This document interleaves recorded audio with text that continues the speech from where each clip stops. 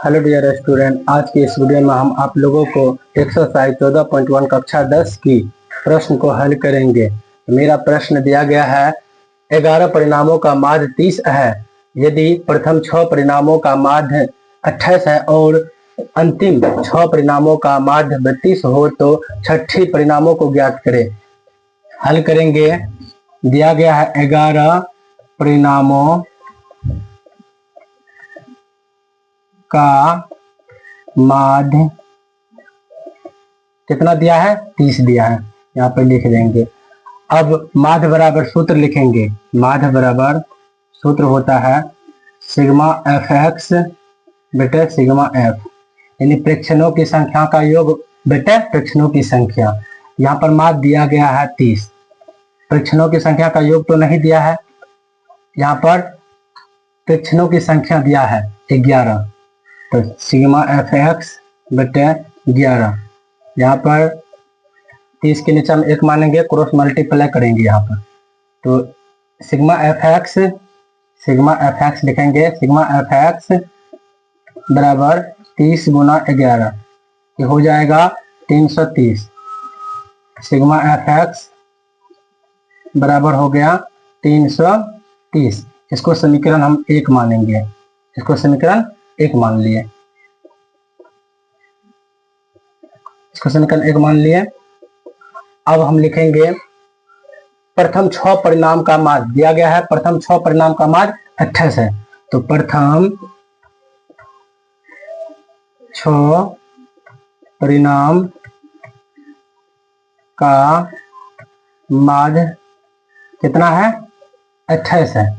28 लिख दिए, तो माध्य लिखेंगे। माध्य बराबर फिर सूत्र लिखेंगे सिग्मा एफ एक्स था, यहाँ पर x1 मानेंगे, x1 सिग्मा एफ, तो यहाँ भी लिखेंगे माध्य कितना है 28। सिग्मा एफ x1 नहीं मालूम है, बटा में 6, संख्या तो मालूम है, प्रेक्षणों की संख्या मालूम है। यहाँ भी 1 मानेंगे, क्रॉस मल्टीप्लाई करेंगे। सिग्मा एफ x1 बराबर 6 गुना 28 करेंगे, तो ये हो जाएगा 168। कोना कोनी मल्टीप्लाई के 128 गुना 6 करेंगे, 168 आता है। यहाँ पर लिखेंगे, इसको मानेंगे समीकरण 2। यहाँ पर हम मान लिए समीकरण 2। 3 प्लस डैट दे देते हैं। अब प्रश्न में दिया गया है अंतिम 6 परिणामों का माध्य। ये था प्रथम, अब है अंतिम 6 परिणामों का माध्य कितना है, 32। यहाँ पर लिखेंगे अंतिम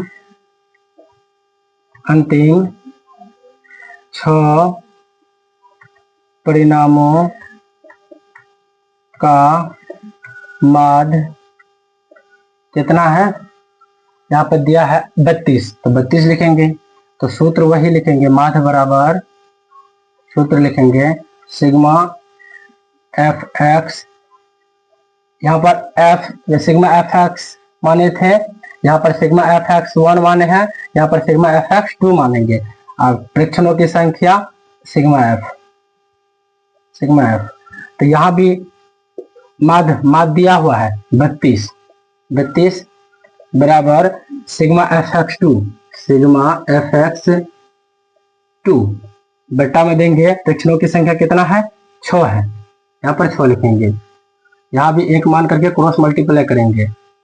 उसके बाद यहाँ पर लिखेंगे सिग्मा एफ एक्स 2 बराबर 32 गुना 6, सिग्मा एफ एक्स 2 बराबर 2 6 के 12, 3 6 का 18, 19, 192 आया। इसको समीकरण 3 मानेंगे, इसको समीकरण 3 मानेंगे। अब यहाँ पर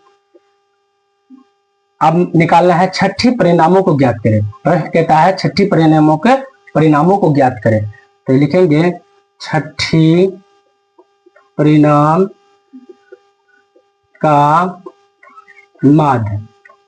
छठी परिणाम का माध्य बराबर लिखेंगे समीकरण 2 और समीकरण 3 को हम जोड़ेंगे और उसमें से समीकरण 1 को घटाएंगे। यहाँ पे लिखेंगे समीकरण 1 प्लस करेंगे समीकरण 2 प्लस समीकरण 3 को जोड़ेंगे घटाएंगे समीकरण 1 को, तो समीकरण 2 कितना है, समीकरण 2 में कितना आया है मान 168 आया है, कितना आया है 168, तो 168 है यहाँ, तो 168 लिखेंगे समीकरण 2 का मान 168।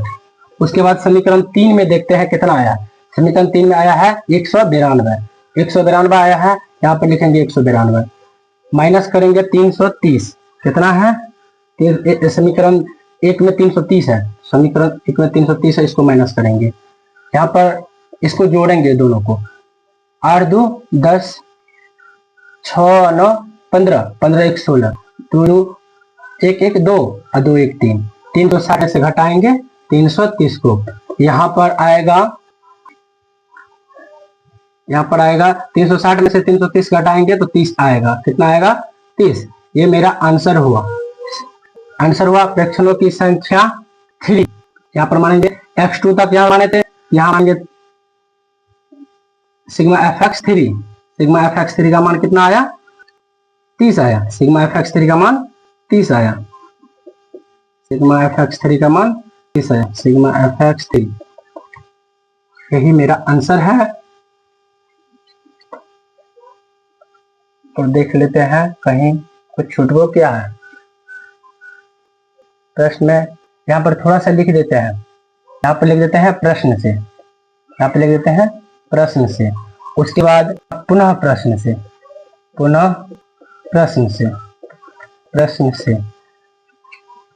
यहाँ पर लिखेंगे फिर प्रश्न से,